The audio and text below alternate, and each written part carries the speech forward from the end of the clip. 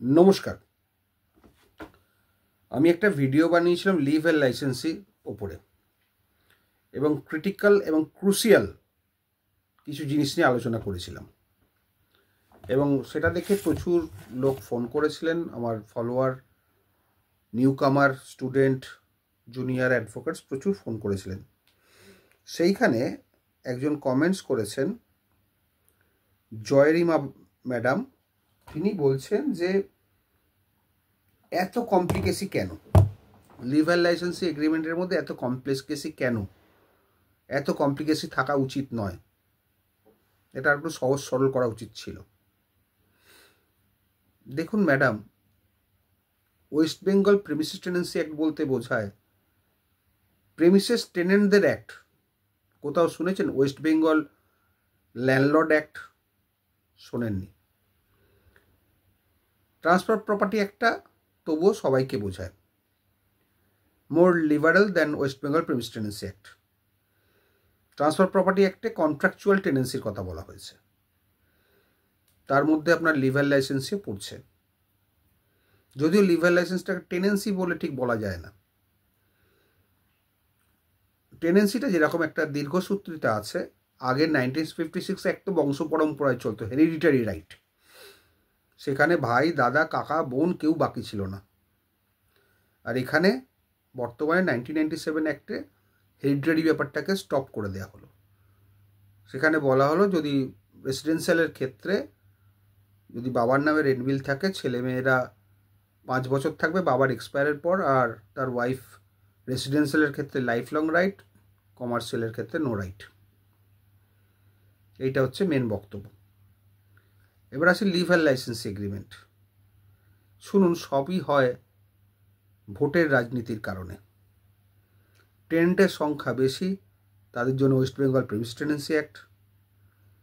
Tenant ল্যান্ডলর্ডের সংখ্যা কম, তারা যা আইন আছে তাকে নিয়ে সন্তুষ্ট থাকতে হবে।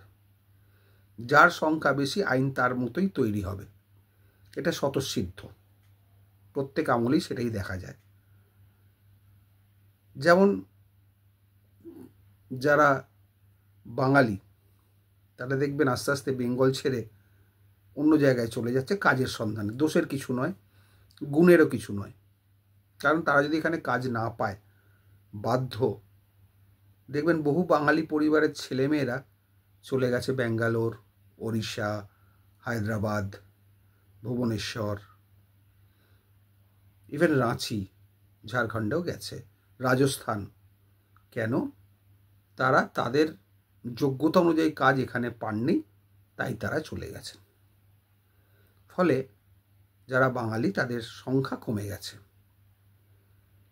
এরপর যদি কোনো আইন রচিত হয়,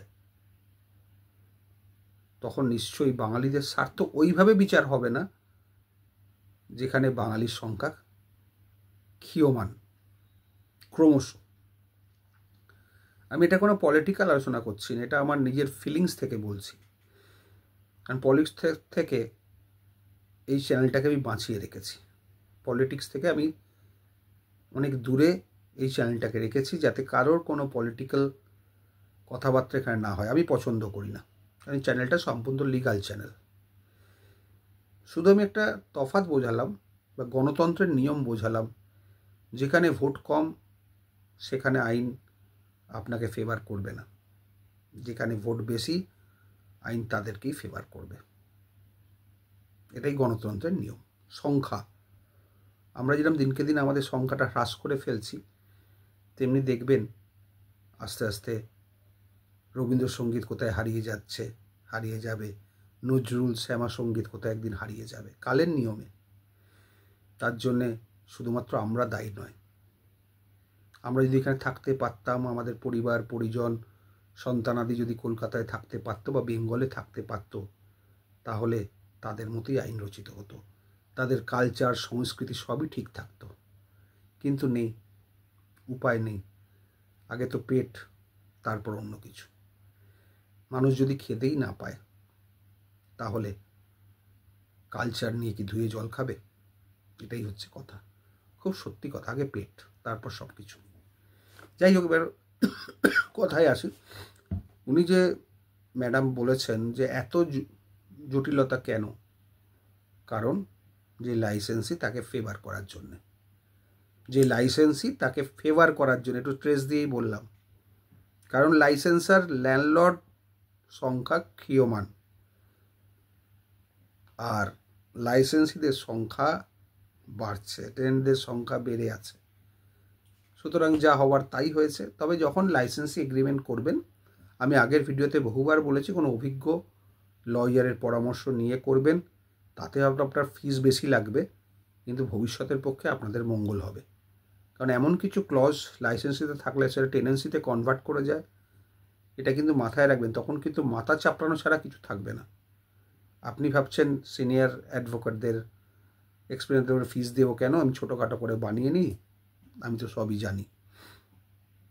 বানান খুবই ভালো, যদি আপনার ব্যক্তিগত যোগ্যতা থাকে আমরা খুশি হব, কিন্তু বানাতে গিয়ে এমন বানাবেন না যে পরবর্তীকালে যে লাইসেন্স সে ডিক্লারেশন অফ টেনেন্সির মামলা করে এবং জিতে যায়। তখন কিন্তু আপনার বুদ্ধি, আপনার জ্ঞান আপনার কাছে অনুশোচনার রূপে দাঁড়াবে, আপনি অনুশোচনা করবেন। যাই হোক, কারণটা বললাম কেন এত জটিল আইনটা, এবং টেনেন্ট লাইসেন্সির ফেভারে। সংখ্যা বাড়ান, আইন আপনারও ফেভারে আসবে। ভালো থাকবেন।